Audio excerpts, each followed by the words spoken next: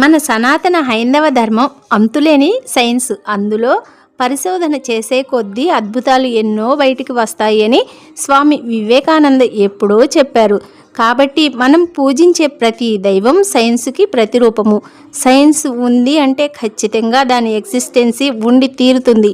ఎన్నో లక్షల సంవత్సరాల తర్వాత పుణ్య ఫలితంగా ఈ మానవ జన్మ, అందులోనూ భారతదేశంలో హిందువుగా పుట్టడం, దైవం అంటే నమ్మకం ఉన్నవానిగా పుట్టడం, త్రికరణ శుద్ధిగా సనాతన ధర్మాన్ని జీవితాంతం పాటించటం మనకు ఒక వరం.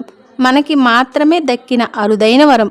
మన హిందూ సాంప్రదాయం చాలా గొప్పది. ఈరోజు 20వ తిరుప్పావై పాసురం గురించి మన అర్చకుల స్వామివారు ఏమని వివరణ చేస్తున్నారు విందాము. జై శ్రీరామ్. ప్రియ భగవద్బంధువులరా, మన ఆండాళ్ తల్లి ప్రసాదించిన ధనుర్మాస వ్రతంలో ఈరోజు 20వ రోజు. ఈరోజు మన ఆండాళ్ తల్లి తనతో పాటు స్వామిని కూడా నిరాడ చేయమని చెప్పి ప్రార్థించటం ఈ యొక్క పాసురంలో సారాంశము.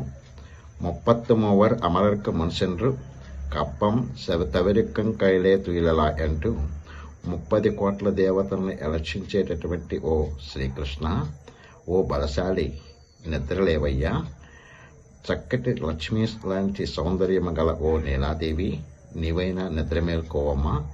మా నోముకు కావలసినటువంటి అద్దము మున్నటువంటి ద్రవ్యముల వస్తువులన్నీ కూడా మాకు సమకూర్చి మా నోము పరించేట్టు చేయి తల్లి అని చెప్పి ఆ యొక్క ఆండాళ్ తల్లి ఆ యొక్క శ్రీకృష్ణుని నిద్రలేపుకోవటం ఈ యొక్క పాసురంలోని సారాంశం.